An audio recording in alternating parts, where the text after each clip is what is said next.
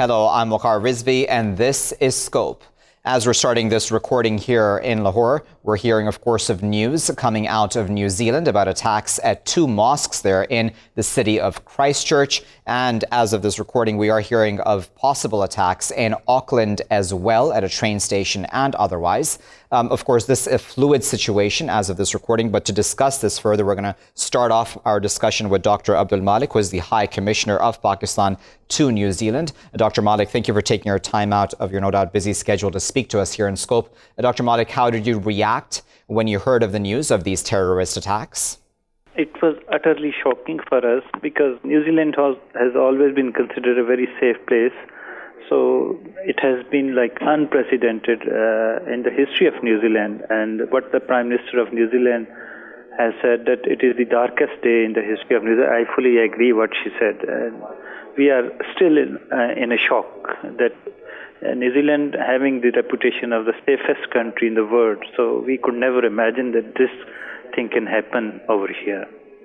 And Dr. Malik, no doubt, as somebody who is an esteemed diplomat of Pakistan globally, what do you make of why this may have occurred, even in a place like New Zealand? This shows that that terrorism itself, it has no religion. This attack has been done by the white supremacists. So this shows that this terrorism has spread its tentacles among all the communities in the world. So it's, I think, high time that the international community should sit together rather than blaming the Muslims for the terrorism. They should at least acknowledge that this terrorism and extremism phenomenon is also present among the Western societies, and they should acknowledge it, and they should try to understand the problem and try to solve it. And, you know, at this time, Dr. Malik, I believe that people have been told not to go to mosques and otherwise because we're not sure, as of now at least, if there are other attackers at large. What do you think then the Pakistani community in New Zealand and otherwise the Muslim community and others are feeling at this time? Of course, we feel certainly, as I mentioned, it is the most secure country, and we never had any kind of fear. But I think from now onward, New Zealand will not remain as it used to be. Certainly, it has made a big difference now. So, as you asked, the community, they are still in a shock, and people which I talk to, they are feeling bitterly in a shock condition, and so of course it should not have happened, but it has. So we are in a shock now. And of course, Dr. Malik, Prime Minister Imran Khan has tweeted, as have other officials as well, about this horrendous attacks. What do you make of the Pakistani government's view on this? What communication have you had, if any, at this point with New Zealand officials? We are in touch with the local government, the Ministry of Foreign Affairs, and the government agencies and the police agencies, trying to identify, to ascertain if there are any Pakistanis who are involved in this incident. But so far the police, they have not identified any of the nationalities, but it has just been reported that 40 people have been killed in this incident, in this horrendous, unfortunate incident. But we are trying to ascertain if there are any Pakistanis who are involved. But I cannot rule out, maybe, because being the mosque, and most of the Pakistanis, definitely they go to mosque for Jummah prayers at least. So we cannot rule out if there cannot be any Pakistani involved, but so we have no confirmation as such. We are trying to ascertain how many Pakistanis are there, but as soon as we'll get to know, we'll definitely inform the authorities in Pakistan. Okay, Dr. Malik, then I wonder, going back to specifically the attack and what this means, do you think that there needs to be more interfaith work done? What do you think needs to happen? Because you mentioned earlier that there needs to be an understanding of the fact that, as you said correctly, terrorism has no religion. Do you think there needs to be more dialogue then between different communities in places like New Zealand?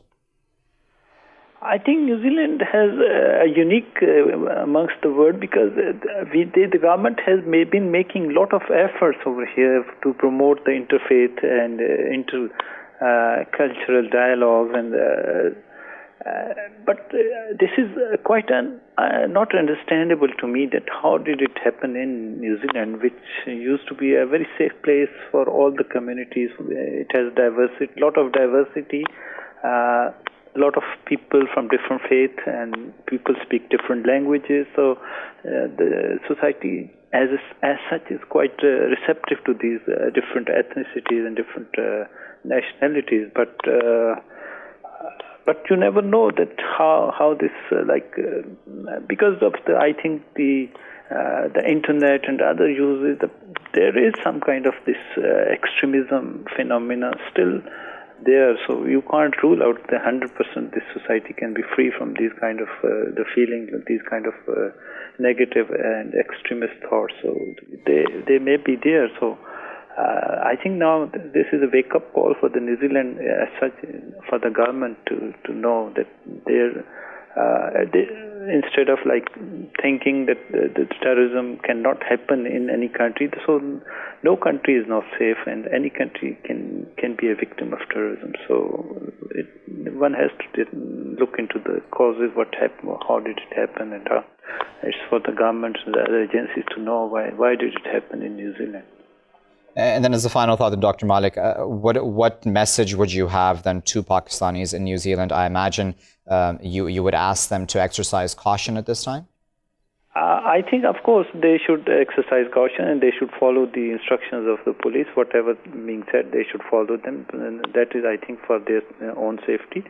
Because, of course, 4 people have been apprehended, but still the police is looking for some other maybe some other suspects. They are also being they are trying to apprehend them, and so far I think the best advice for the Pakistanis living in New Zealand, that they should follow the instructions and they should not expose themselves at the moment. All right, we're going to say thank you there to Dr. Abdul Malik, the High Commissioner of Pakistan to New Zealand, who is speaking to us there about this terrorist incident. We're going to add 2 new voices to this conversation. We're now joined by Mr. Jamie Gough, who is Councillor for Fendal Ward in Christchurch itself. And we're also joined by Ms. Reem Wasay, who is a journalist, and she is joining us from New Zealand. Thank you both for joining us.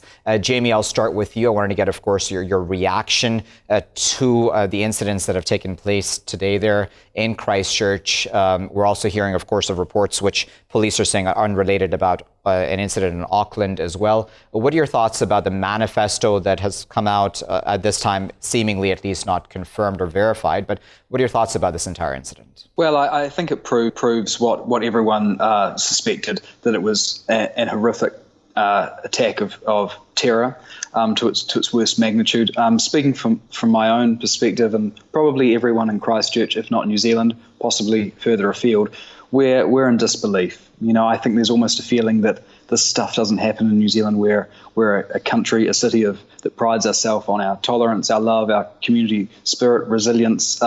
Very, very unlike New Zealand, and nothing we've ever seen before. Prime Minister referred to it as our darkest day. I'd most certainly agree with that. It's horrific, and I think no one quite believes what's unfolded today. When we're looking at the entire way that this was carried out, as the Prime Minister said as well, this was very calculated. What do you make of that angle of all this? That this wasn't really done just on the spur of a moment, but this was something really thought out. Yes, something of this magnitude most certainly isn't an act that happens on the fly. It's most certainly premeditated, and from what we understand, there's been many years in the planning. So details are still sketchy.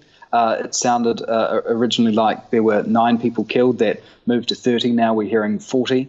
Apparently 4 people involved with it, 1 woman, 1 Australian. But the details that we have are still very unclear. I think what is clear, though, is that this is, just a despicable act at its worst kind. Christchurch citizens, New Zealanders, were absolutely blown away, gobsmacked by it. And like I said earlier to you, I think there's also just a state of disbelief around all of it. And so then what are relations like, if I may put you on the spot for a moment, Jamie, between the Muslim community and the rest of the residents in Christchurch? What are relations like? Look, I said to you earlier that I think New Zealanders, Kiwis, Christchurch citizens, we pride ourselves on our tolerance, the fact that we're accepting people, we're loving people, we have strong communities. That's not rhetoric. That's we're proud to say that that's what makes up our identity as New Zealanders. And I think a lot of people that have visited New Zealand will hopefully agree with that. So it's something that just blindsides us. You see these things on the news, and from where I sit, as an elected representative of our city here, you feel when people go through similar horrific incidences like this in America, around Europe, anywhere in the world. But I think naively we think, well, that just doesn't happen in little old New Zealand. This is clean, green New Zealand. Christchurch is the Garden City. And I think when you speak of the Muslim community, we're proud of our tolerance. I think, to put it bluntly, we stand with these people. People aren't defined by creed or gender or race. We're human beings. They're a part of our community. They're our brothers and sisters, and we stand with them, and we're just so appalled at what's unfolded. But this is merely the beginning, so who knows where to from here. One thing I do know is that life in New Zealand and Christchurch will never be the same again, though. It's a new normal. Indeed, and we've had a hard time, Jamie, getting many Muslims to speak to us about this incident because, in fact, there has been a lot of nervousness, as you can imagine, on their part to speak publicly about this and their thoughts. I wonder then, what do you think should happen then going forward? What lessons should be learned? Because, as you correctly put, there is obviously shock. I mean, there was shock as well when there was that Quebec mosque shooting there in Canada, and no one really expected something like that in a place like Canada either. What needs to happen? What lessons need to be learned now and implemented going forward, do you think? And I know it's early days, but I imagine we can talk about interfaith dialogue, etc. Right. Look, there is always that knee-jerk reaction where you just cope and you make do and you do the best that you can right now. So it's no different than disaster recovery, that initial response. So people will be scrambling and doing the best that they can to deal with an unprecedented situation. So I think first and foremost, we get through that. We don't know whether this is the end as well, not meaning to scaremonger, but I think you need to be smart, vigilant and realistic about this because this may not necessarily be the beginning of it. But in saying that, I think going forward, we need to understand that that we live in a dangerous world. We can't be blasé about the fact that it doesn't happen in the Garden City, Christchurch, or in little old New Zealand. But I do want to stress that I don't think this is indicative of the fact that New Zealand is now unsafe or that Christchurch is now unsafe. The sad fact is there are bad, evil people around the world. They're not the vast majority. Most people are good human beings, but there are bad eggs in every corner of the world, and unfortunately, they happen to be in Christchurch today. And then, Jamie, for many people around the world, Jamie, when they watch the media, and I'm not saying that your thoughts or New Zealand's thoughts are this, or the government, I should say, but, a lot of the time when we're talking about terrorism, it's just about one very specific group of people, isn't it? And do you think it's important now to realize that as the High Commissioner of Pakistan said earlier, that terrorism really has no religion? This sort of extremist ideology and extremist attacks are now really being carried out by people of all walks of life. That's important, isn't it, do you think? And that's important to also talk about, do you think, Jamie? I think so. I think you're absolutely right. I don't think that you can put a particular sector of society in a box and say, well, these are the terrorists. I think it comes down to the simple fact that there is a very small population that are extremists, and they're scum, and they're evil right to the core. You can't necessarily, and the irony is that they've carried out these attacks by pigeonholing or placing a sector of society based purely on their religion into this category. So we can't fall into the depths of misinformation or this categorizing like they do. There are just bad people out there, and unfortunately, there were 4 of them, like I said, in Christchurch. But yes, we need to remain vigilant about it. We need to remain open-minded. I think the most important thing is that we need to tie together as a community, and I think actually as a global community that's fighting terror, because these threats are very real. You can't say that we happen to live in a safe part of the world like Canada or Christchurch. These people are everywhere, and we need to be aware of it. So national security, I think, will be a very hot topic in New Zealand going forward. Probably hasn't been the number one topic in any time that I can remember, or that many people can. But this is unfortunately how the world is now. And I don't want to scaremonger by saying that no one is safe. I think, make no mistake about it, this was an isolated incident, highly irregular. But it still doesn't mean that that you're blasé about it. You need to take it seriously. So where to from here? I don't know. I think right now there are 40 people whose lives have been ripped apart.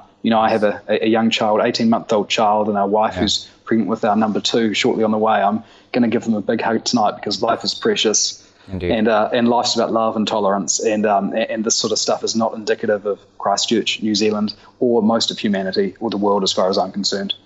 All right, then as a final thought then, Jamie, as somebody who is a counselor yourself, imagine that many people are looking to people like you to provide reassurance at this time, especially Muslims and other minorities. What reassurance can you provide them at this time? Will there be, I imagine, increased security throughout Christchurch, especially around mosques? Because as you know, Muslims have been told at this point in time not to go to mosques, to stay away.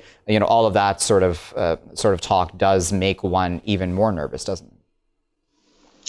Yes, it does, but I think we need to be realistic about that. So, there are some people as well that, would take this opportunity to go for a drive and rubberneck and see what's gone on there. Now, that's a really stupid idea. So I would say use common sense. We don't know, as I said earlier, where this necessarily ends. I think it's inevitable that security will have to increase, but people need to be vigilant. People need to apply common sense, be cautious. But to the Muslim community, I would like to say, and I spoke of this earlier, but I genuinely mean it, is that we don't define people on creed, gender, any beliefs like that. We stand by them as our brothers and sisters in this community, so we are completely behind them, and we'll move forward with this together. Alrighty, Jamie, we'll leave it there at that. But of course, we appreciate you taking your time out of your busy schedule to speak to us here in Scope. That was Jamie Gough, councillor for Fendall Ward in Christchurch. They're speaking to us about today's terrorist attacks in that city. Viewers, we're going to go into a very short break. We'll be back, though, with more discussion about these terrorist attacks. Stay with us, please.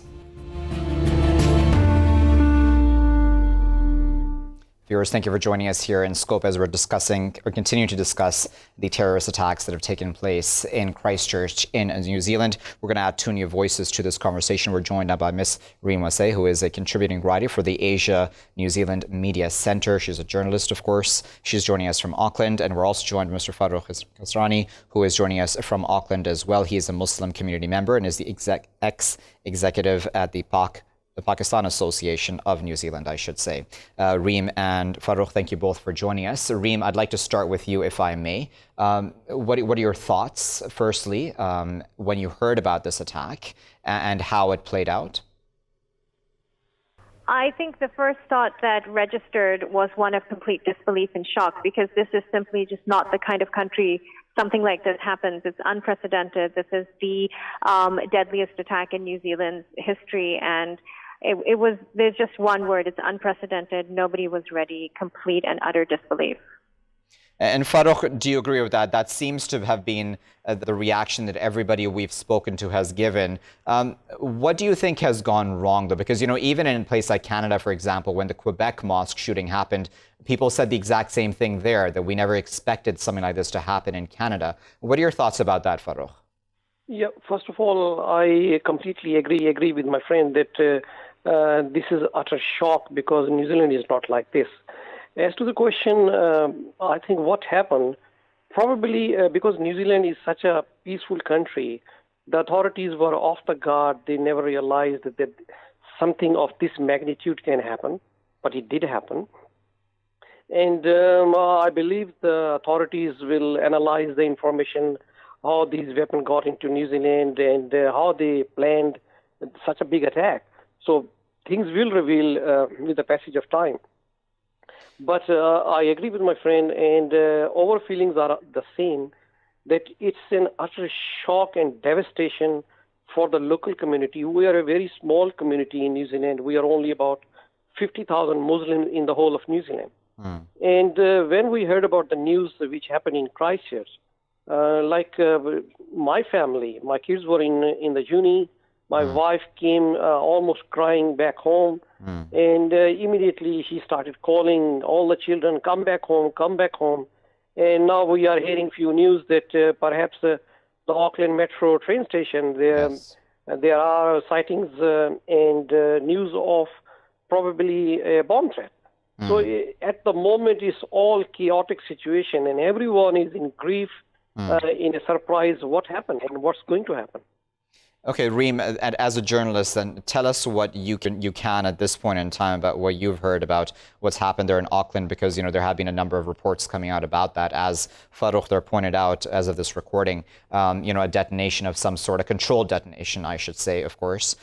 Police saying it's not connected, but I imagine for the Muslim community wherever in New Zealand, I imagine any such even small incident is sparking a lot of fear.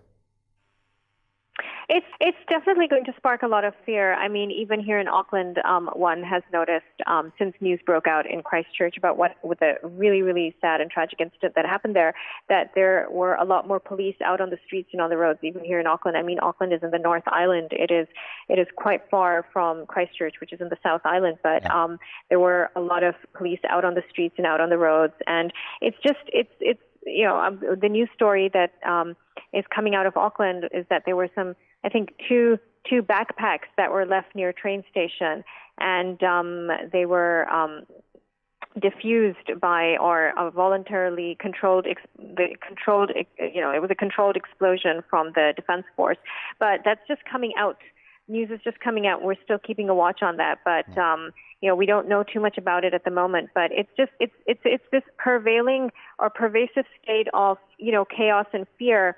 And this fear that are there more coordinated attacks? Is this something that's a larger picture? It's all unfolding right now, and I think everybody is just they're still shocked. They can't register that this is happening in such a peaceful country.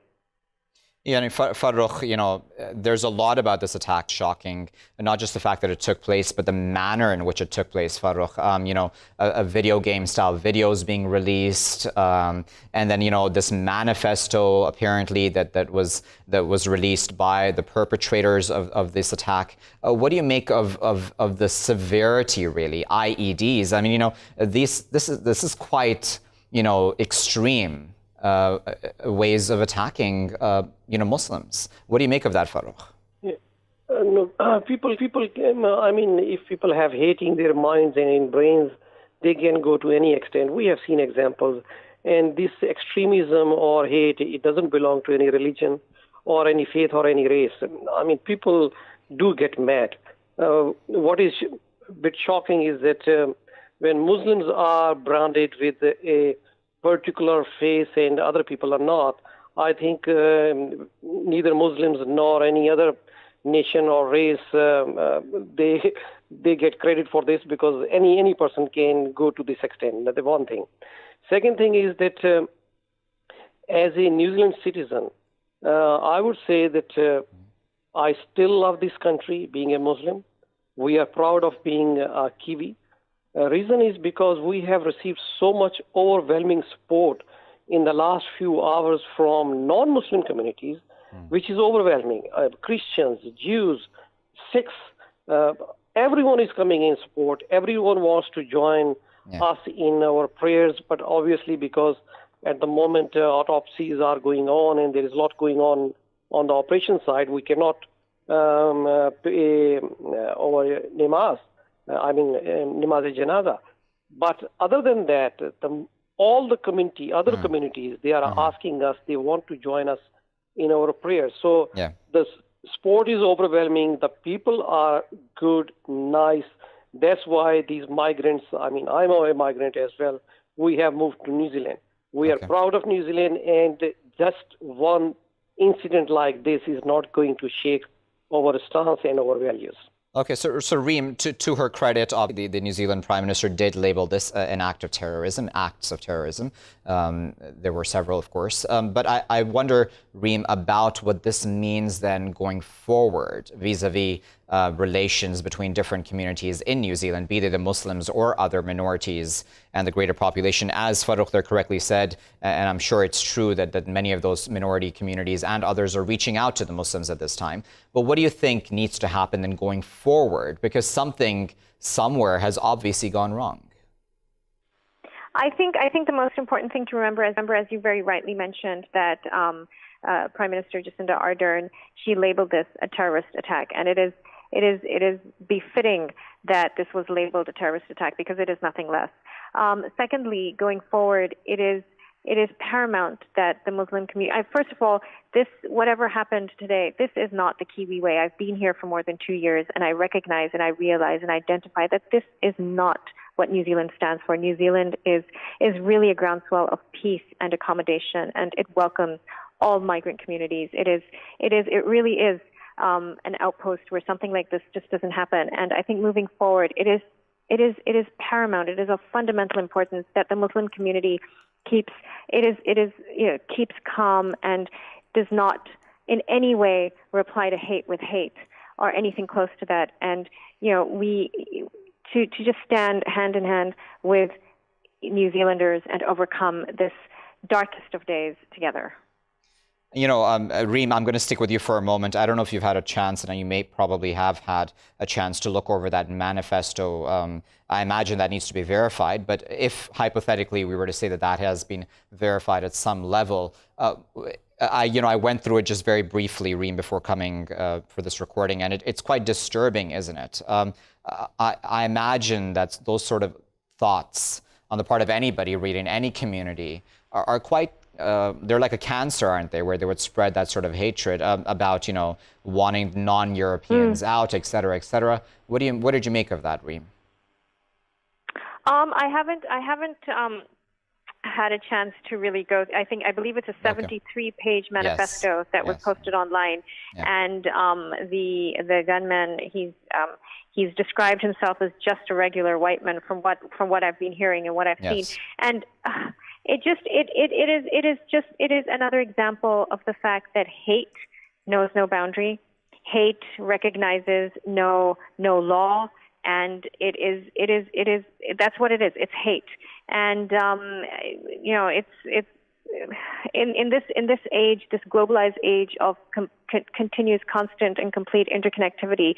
The fact that he could put it out there, and he could.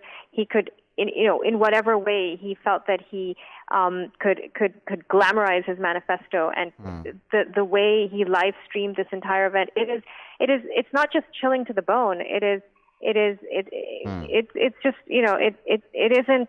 isn't the way communities here in New Zealand think.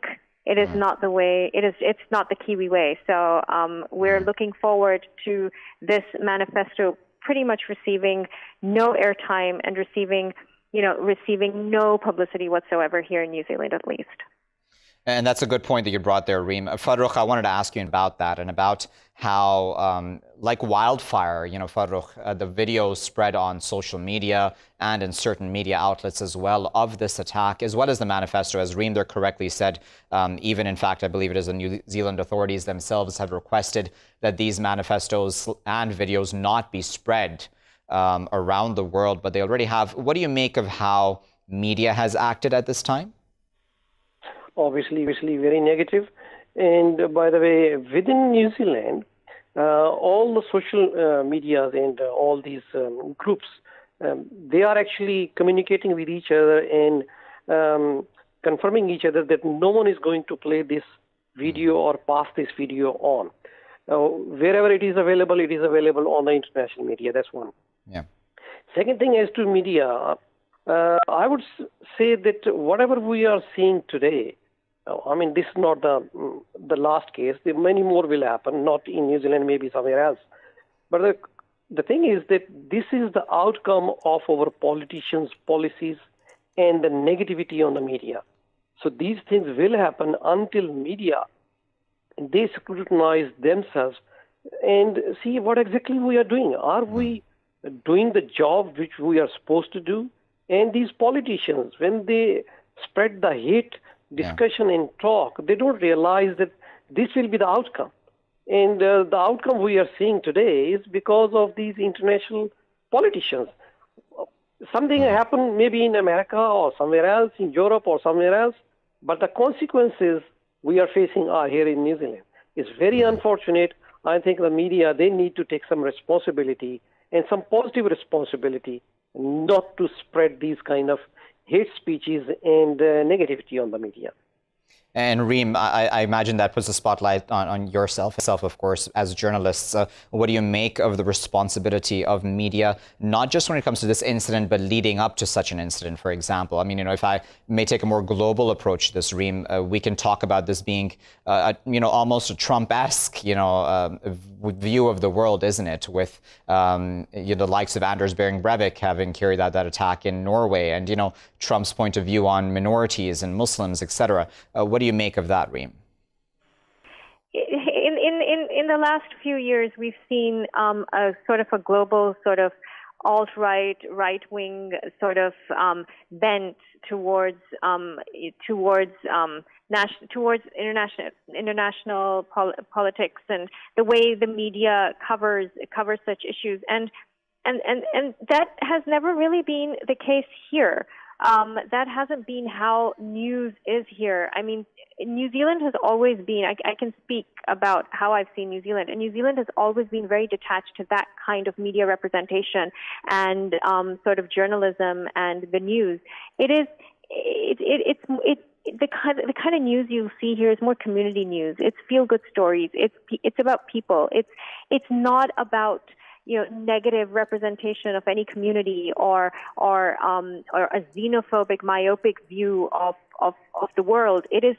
And that is why today's actions and today's events have left the whole nation in shock, because media representation leads up to a national reaction, and the national reaction here is not one of expectation or of one that this is something to be expected. This is complete and utter shock. Nobody was ready for this here, and I think that's why when you look at the video, nobody had time to run. Nobody knew what to do, because this is something that just doesn't happen here.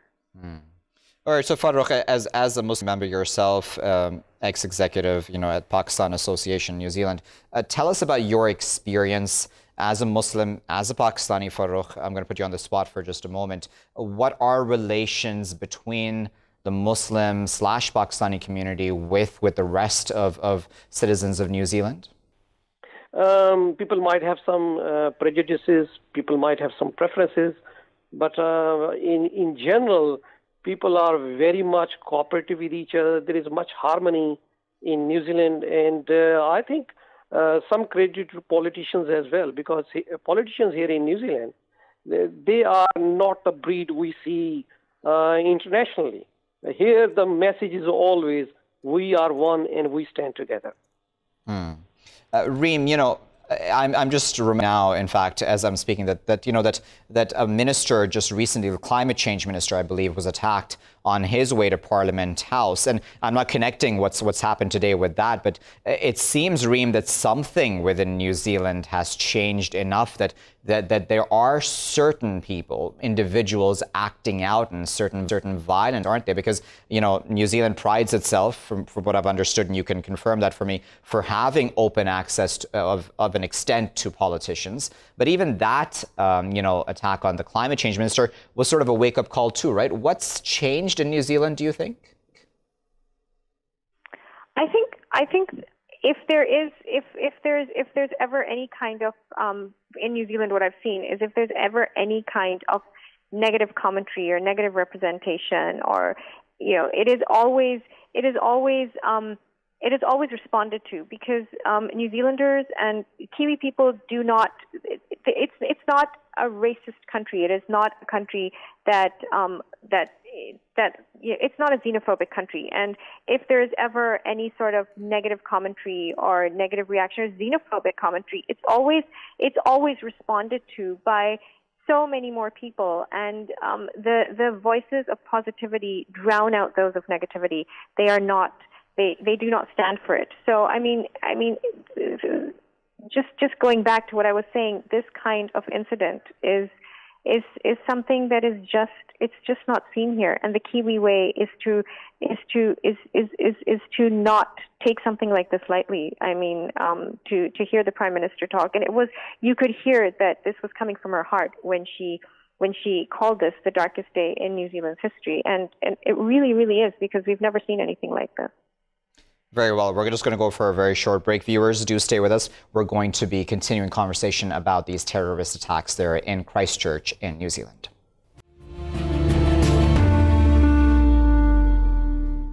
Viewers, thank you for staying with us here in Scope as we're continuing to discuss those horrendous terrorist attacks in Christchurch in New Zealand. We're not joined by three new voices. We're joined by Mr. Bjorn Ihler, who is a co-founder of the Khalifa Ihler Institute. He is joining us from Oslo in Norway, and he's an expert in countering and preventing violent extremism and terrorism. We're also joined by Mr. Asim Mukhtar, who's the General Secretary of the Pakistan Association of New Zealand, and he is joining us from Auckland. We're also joined by Mr. Omair Adil, who is a community member, and he is joining us from Auckland as well. Thank you to all three of our guests for joining us. Asim, I'd like to start with you, if I may. Firstly, I'd like to get your reaction, Asim, to what has occurred in Christchurch. The people here are very considerate, very friendly, and this is probably the last place on the earth where we would have seen such a horrendous attack on Muslim mosque. Personally never thought that it would have been such big level. But unfortunately, as soon as it got unfolded, we learned that there are many casualties and many people have lost their lives, and many Muslims are injured as well. And unfortunately, there are few Pakistanis who are missing. There's no reports of casualties, but there are few missing people. And we're trying to contact their families and as well as hospitals and police, and we have relayed that information. We gather the information from the families, and we relayed that information to the hospital and the police. Omair, what are your thoughts about attack, Omair? Because certainly as Asim there said, when we learned the details of this attack with the IEDs and with the way it was carried out, live streamed, etc., certainly it's quite horrendous, isn't it, Omair? Well, I certainly agree with Asim. It is certainly shocking for the whole community here, not only for the Pakistanis, but all Kiwis living in New Zealand. This attack is not just an attack on the Muslims, it's an attack on the humanity itself. And the perpetrators of this attack have been, from the manifesto that they posted online, have been planning this attack for a while now. And so we are literally in shock here. We've never seen anything like this before. And we would hope that this would be the end of it. But as our Prime Minister, Jacinda Ardern, has assured us that the police is doing everything in their powers to actually make sure that the perpetrators are brought to justice. I believe the swift action of the police is really commendable. It is obviously sad for all of us here, but we need to see what we can do to make things better going forward from here. Bjorn, I wanted to get your thoughts because you're on the spot just for a moment, Bjorn, because I know that you are, of course, an expert on far-right extremism, and you've also survived the Anders Breivik attack there in Norway.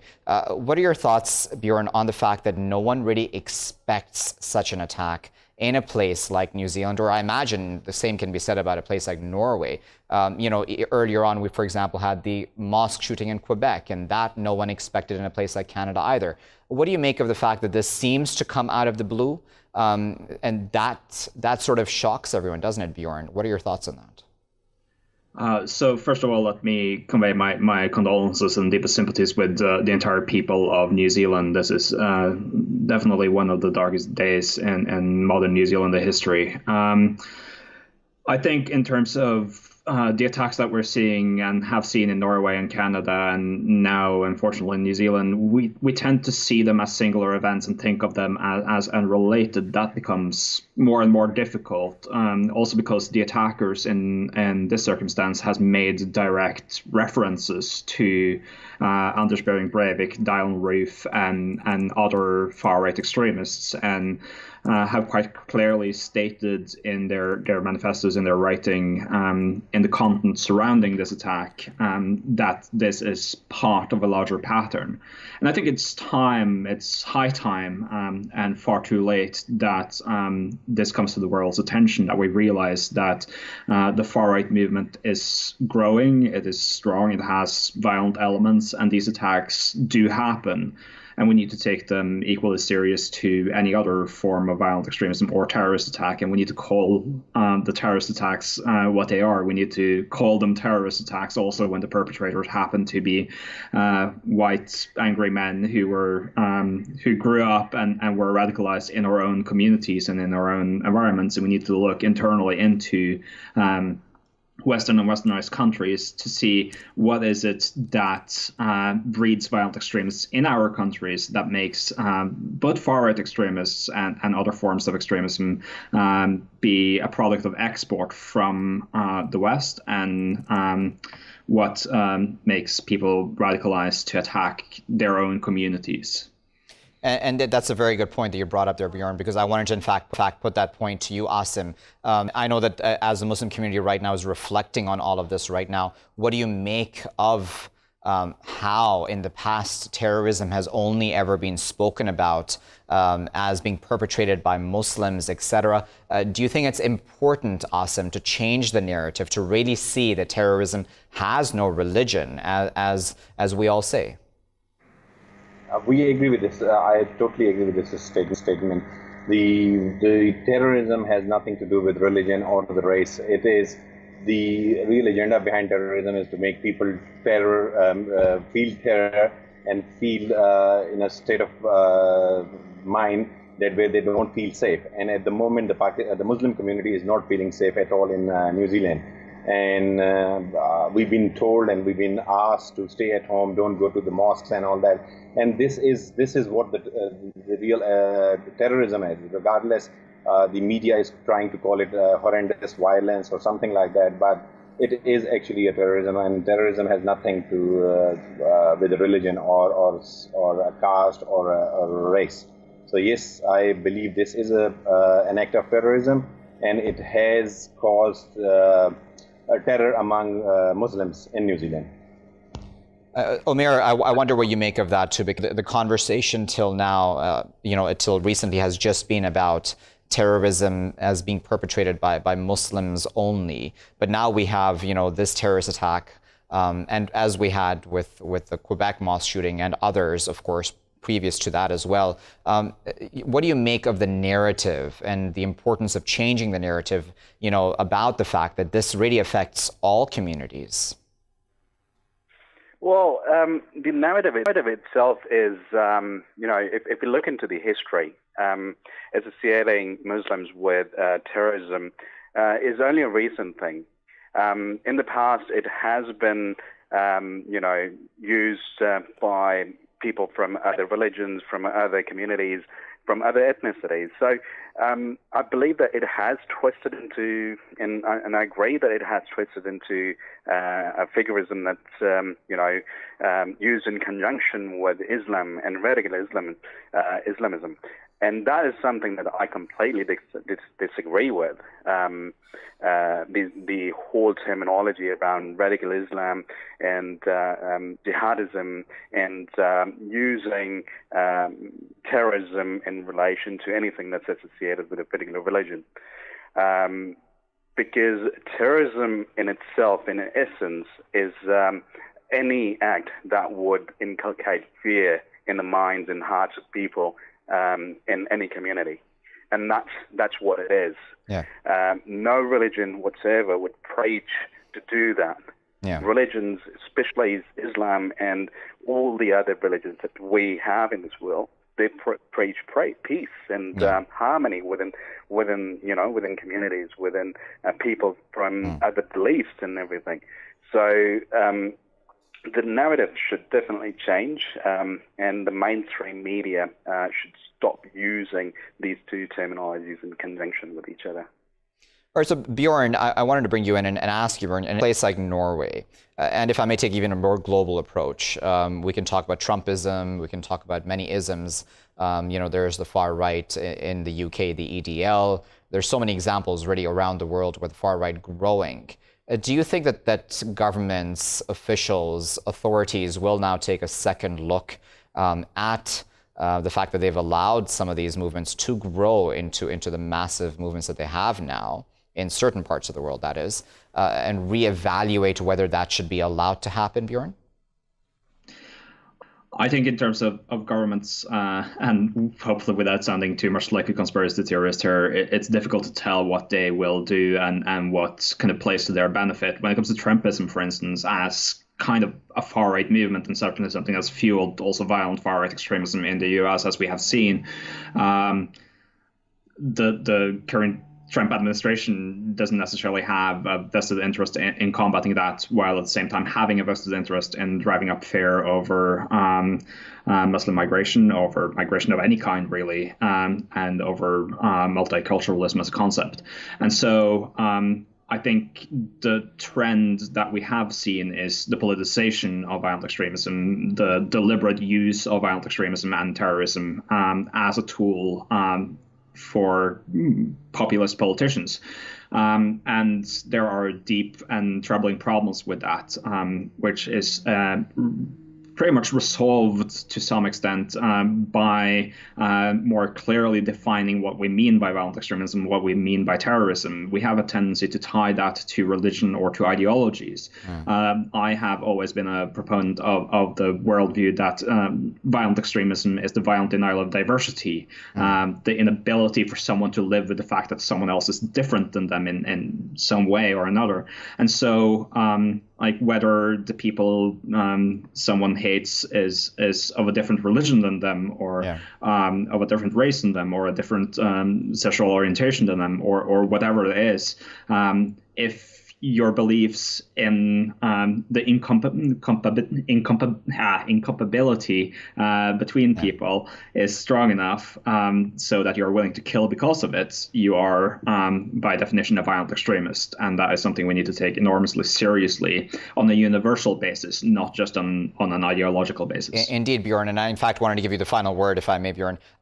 How worried are you about the fact that it doesn't seem like all media, all governments, as you alluded to in your answer there, are not taking this issue of far-right extremism serious enough? How dangerous is that, considering the fact that, going forward, I imagine this would not be, unfortunately, the last of such attacks? I mean, it's enormously worrying. Because this is a trend, this is a tendency. We see that the far right not only has violent attacks on its record and has had that for many, many years, but if we look to history, we can see kind of the damaging impact the far right obviously had in the 1940s and kind of throughout European history. And we do not want to see history repeat itself. And it's about high time we take the real danger of history repeating itself seriously and start standing up against it. However, we have also seen kind of the far-right extremists being possibly more or better at marking themselves as nonviolent, as putting on ties and suits and going into our parliaments and promoting a far-right worldview through political means rather than through violent means. And that has created a landscape in which now these things do happen, and these things are more or less viewed by some politicians as acceptable to some extent. I've heard people say in the context of the Norway attack, what Breivik did was horrible, what he stood for, his viewpoints were legitimate. And that is a fairly common worldview right now, and something we need to combat with all the means available to us. Indeed. Okay, we'll leave there as a final word, but of course we appreciate all of our guests for taking their time out of their busy schedules to speak to us here in Scope. That was Bjorn Ihler, co-founder of the Khalifa Ihler Institute, expert in countering and preventing violent extremism and terrorism. He was speaking to us from Oslo in Norway. We were also joined by Mr. Asim Mukhtar, who is the General Secretary of the Pakistan Association of New Zealand. He had been speaking to us via Skype from Auckland.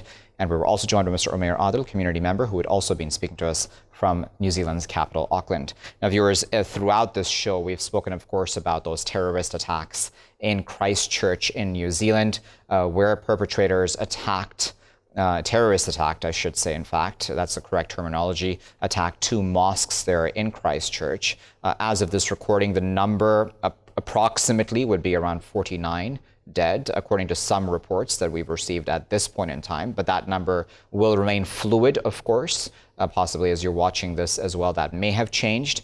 Certainly a disturbing attack, especially in a country like New Zealand. But then that's been the theme throughout such attacks, that these far-right extremist attacks, everyone says they're shocked about. And that very much must be part of the problem about why there is this vacuum and gap about governments and officials not realizing that the far-right extremist movement is growing globally. We'll keep a very close eye on that situation there in New Zealand and, of course, the far-right extreme movement throughout the world here in Scope. But I've been Waqar Rizvi. Thanks for watching.